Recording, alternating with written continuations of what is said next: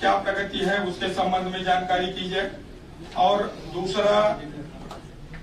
आगे कैसे बेहतर काम किया जा सके उसके विषय में माननीय महोदय की तरफ से आवश्यक निर्देश प्रदान किए जा सकते हैं। इसी कड़ी में मैं अनुरोध कि वो आए और आज कार्यक्रम में उपस्थित माननीय उप मुख्यमंत्री जी, माननीय राज्य मंत्री जी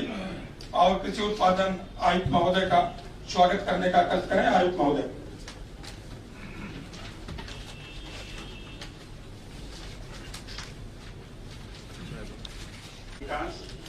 माननीय एपीसी सर, माननीय एसीएस सर, यहाँ उपस्थित समस्त सीडीओ, जेडीसी, अन्य अतिथिगण, प्रेस और मीडिया के बंधुओं,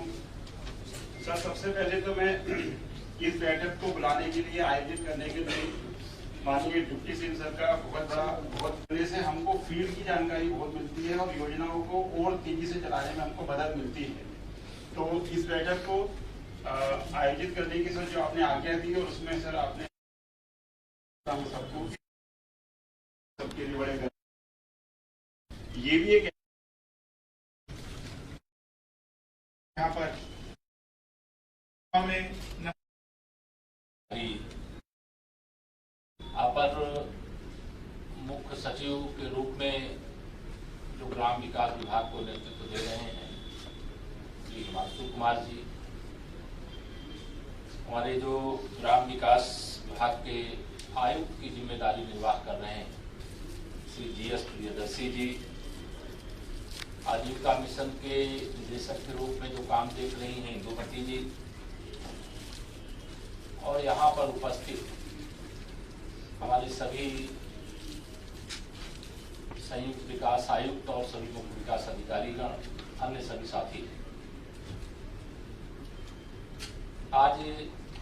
यह बैठक शायद मैं समझता हूं कि समीक्षा की अत्यधिक महत्वपूर्ण है। अभी पिछले दिनों हम लोगों ने प्रदेश भर के जो खंड विकास अधिकारी हैं उनका एक सम्मेलन किया 4 सितंबर को, और उस दिन ये तय किए थे कि प्रत्येक वर्ष एक दिन की ऐसी कार्यशाला होनी चाहिए। यद्यपि पिछले वर्ष भी सभी मुख्य विकास अधिकारियों की भेंट इसी बिरला भवन में ही हुई थी, लेकिन ये प्रत्येक वर्ष नियमित रूप से एक बार सबका मिलना आवश्यक है। आजकल सुविधाएं हैं, बैठ करके हम लोग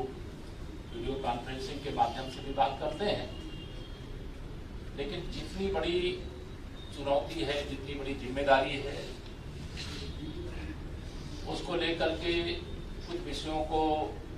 आमने सामने बैठ करके चर्चा करना आवश्यक होता है। अभी बहुत लंबा आपका पीपीटी जो यहाँ तैयार है उसमें आप विस्तार से दिन भर चर्चा करेंगे, पूरे समय तो हम लोग नहीं बैठ पाएंगे, लेकिन जैसा आप सभी जानते हैं, सब यहाँ कई हमारे अलग आईएएस भी हमारे बहुत जिलों के हमारे सीडीओज हैं और बाकी विभागीय दृष्टि से जो है वो तो देख ही रहे हैं। सबसे पहले तो मैं सबको ये कहना चाहता हूँ, हमें लकीर का फकीर नहीं बनना, हमें अपने अपनी प्रतिभा के अनुसार इतना बड़ा समुद्र की तरह उत्तरदायित्व से पूरे अम्ब्रेला के अंत कहिए कि विकास की दृष्टि से आप ही कर्ता धर्ता हो, और अगर आप कर्ता धर्ता हो तो आपसे मैं ये अपेक्षा करूंगा कि एक नई क्रांति क्यों आनी चाहिए, क्योंकि देश में अगर माननीय प्रधानमंत्री श्री नरेंद्र मोदी जी के नेतृत्व की सरकार दुनिया की तुलना में सबसे अच्छा काम कर रही है, तो प्रदेश में हमारे मुख्यमंत्री जी की अगुवाई में देश में इस समय सबसे अच्छा काम करने वाली सरकार, धरातल पर करके दिखाने वाली सरकार, इच्छा शक्ति यही है। अभी हम लोग कई योजनाओं की दृष्टि से जब राष्ट्रीय स्तर पर इनमें है, लेकिन मैं ये कहता हूं कि हम सबको ऐसी स्थिति खड़ी करना चाहिए कि जो लक्ष्य है वह लक्ष्य ओझल नहीं होना चाहिए, लक्ष्य ना ओझल होने पाए, कदम मिलाकर चलना है। मंजिल तेरे पग चूमेगी, मतलब हम लोग गीत गाते थे, लक्ष्य ना ओझल होने पाए, कदम मिलाकर चल, मंजिल तेरे पग चूमेगी, आज नहीं तो निश्चय कल। हमें टीम वर्क करना है। हमारे पास ब्लॉक की पूरी शक्ति, ब्लॉक की जो मैन पावर है, किसी भी मामले में पीछे नहीं रह जाओ। आज अभी चर्चा जिस विषय की यहाँ पर हो रही है कि जैसे हमारे पास, मैं नहीं जानता, मैं अभी सवाल जवाब बहुत करने के पक्ष में नहीं हूँ, लेकिन आप सब चूंकि इतने वरिष्ठ अफसर हो जिनके कंधे पर जिले का उत्तरदायित्व, भविष्य में और बड़े बड़े उत्तरदायित्व आएंगे, लेकिन आज अपने जिले के एक ब्लॉक की किसी एक ग्राम सभा का 100% निरीक्षण की प्रक्रिया को पूरा करें। जिन 60 विभागों की योजनाओं को आप जिले के अंदर देख रहे हैं, केवल ग्राम विकास की बात नहीं करता, सरकार के सभी विभागों की जिन योजनाओं को हम गांव में पहुंचा रहे हैं, उन योजनाओं का कम से कम महीने में एक ही ब्लॉक के उसी गांव में कि जहां हम अच्छा काम हो रहा है केवल उसको देखने जाए, यह लक्ष्य नहीं है। देश के अंदर स्पेशल डिस्ट्रिक्ट का निर्णय लिया गया, प्रदेश के अंदर स्पेशल ब्लॉक का निर्णय लिया गया। अभी कल की कैबिनेट में प्रदेश के अंदर स्पेशल नगर पंचायतों का निर्णय लिया गया। हमने वीडियो सम्मेलन में ये कहा था कि कम से कम हर खंड विकास अधिकारी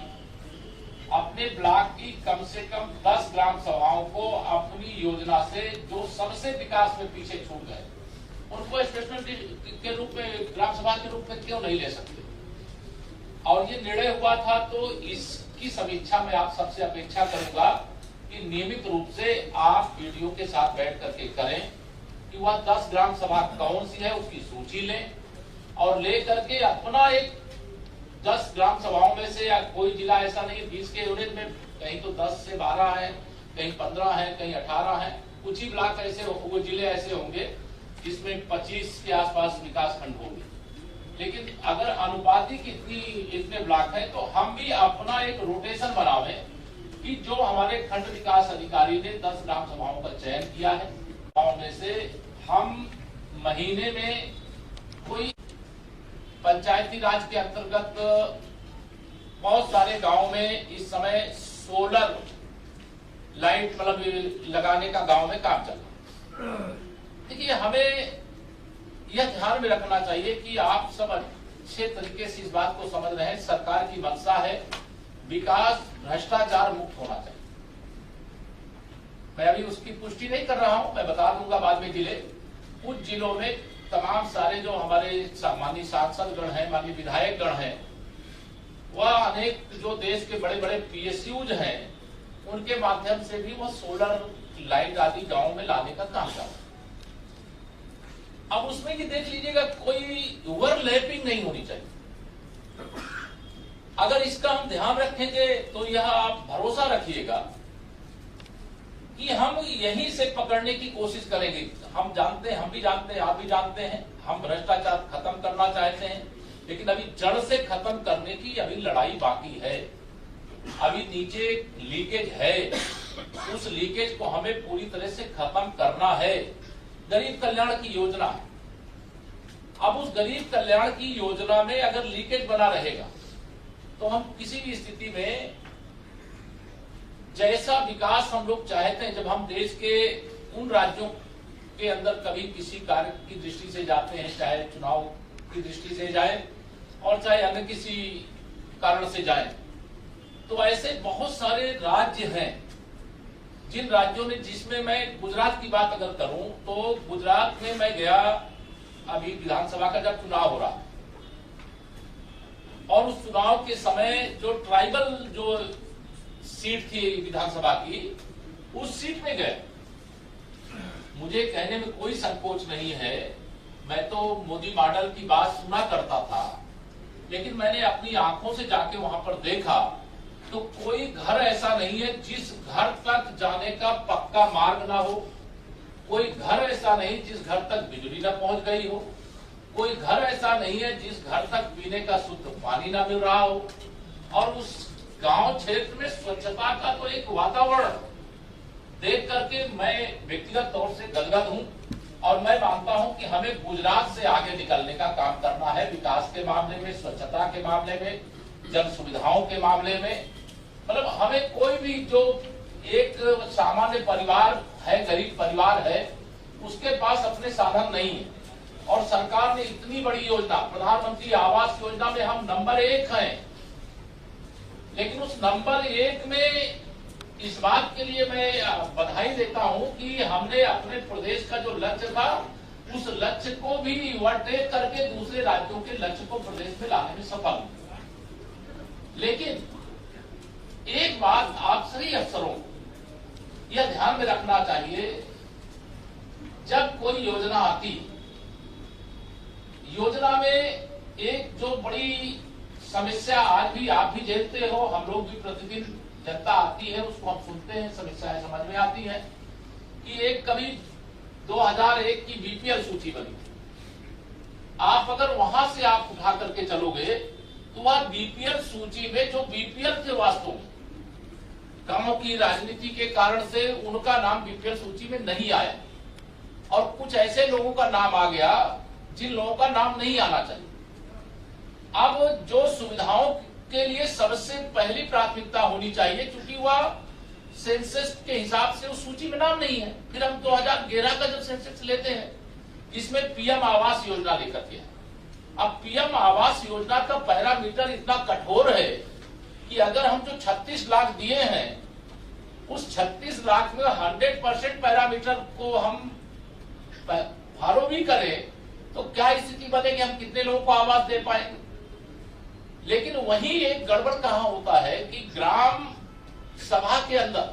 क्योंकि वो हमारे सिस्टम के लोग ही बैठे हुए,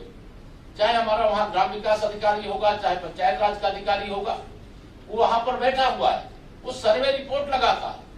अब सर्वे रिपोर्ट लगा दिया मेरे पास, इसके कारण मुझे पता चलते हैं कि उस जो रिपोर्ट लगाता है वह, अगर बहुत सारे, मैं सबकी बात नहीं करता, अच्छे भी हमारे बहुत सारे नीचे के भी कर्मचारी अच्छे हैं, ऊपर जो अधिकारी वो भी बहुत अच्छे, लेकिन कुछ जिलों में ये लीकेज है। अब ये लीकेज है कि जो पात्र है और उसको अपात्र घोषित कर दिया, बस कागज में एक लाइन लिखा कि अपात्र, इसकी एक पक्की दीवार बनी हुई है। अब वो इतने से अपात्र हो गया, लेकिन आपने उसको अपात्र की श्रेणी में डाल दिया। हमने उसकी क्रॉस चेकिंग कराई क्या? हमने अपात्र घोषित करने के प्रमाण अर्जित किए क्या? और हम अपने जिले की कोई एक ग्राम सभा में, जो अपात्र जिस ग्राम सभा में सबसे ज्यादा घोषित किए गए, उस ग्राम सभा में जाकर के उसका निरीक्षण किए क्या? तो एक इसको भी ध्यान रखिए कि जब एक व्यक्ति को प्रधानमंत्री आवास मिलता है, तो मुख्यमंत्री आवास भी अब है हमारे यहाँ, प्रधानमंत्री आवास, मुख्यमंत्री आवास, उसको जो अनुबंध सुविधाएं हैं। अब मैं कल अभी यहाँ पूछ रहा था अपने इस साहब से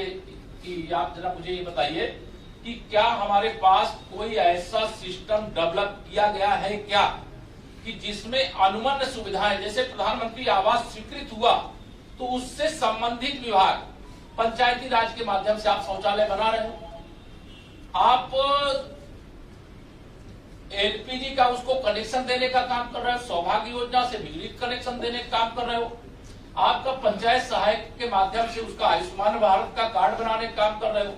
मनरेगा के मजदूरी के रूप में 90 दिन की उसको मजदूरी का भुगतान करने का काम कर रहे हो। तो यह जो उदाहरण के लिए मैं कह रहा हूं कि जो अनुबंध सुविधाएं हैं, वह सारी सुविधाएं क्या जो लाभार्थी है उसको प्राप्त हो गई है क्या? और अगर प्राप्त हो गई है तो पहले आपको शायद सूचना इस बात की दी गई होगी,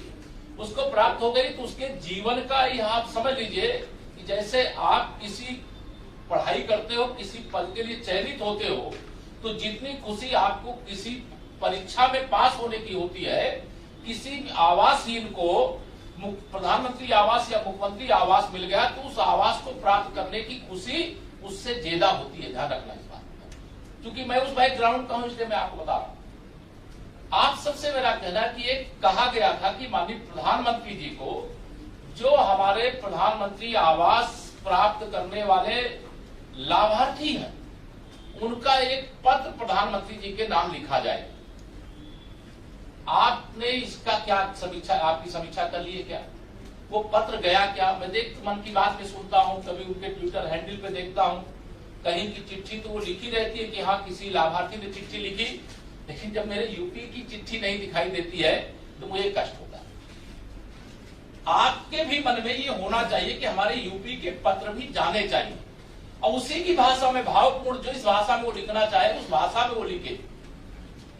मतलब आप अपनी तरफ से भाषा देने की जरूरत नहीं है, लेकिन ये पत्र अगर 36 लाख पत्र उत्तर प्रदेश से माननीय प्रधानमंत्री जी को आवास मिलने के लिए, गैस का कनेक्शन मिलने के लिए, बिजली का कनेक्शन मिलने के लिए, स्वास्थ्य की सुविधा मिलने के लिए, नल से जल मिलने की सुविधा के लिए, यह जब पत्र जाएगा तो आप कल्पना करिए कि आपके बारे में भी कि उत्तर प्रदेश के मतलब हमारे जो अधिकारी हैं,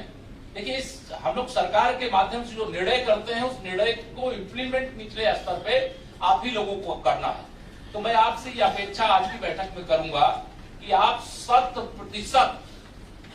हमारे पत्र माननीय प्रधानमंत्री जी को प्रेस जब तक नहीं कहेंगे तब तक वो पत्र भेजने वाले नहीं।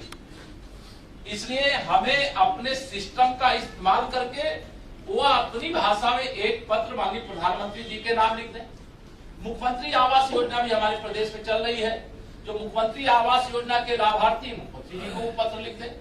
लेकिन यह हमें 100% करने का काम करने की जरूरत है, यह मैं आप सब लोगों से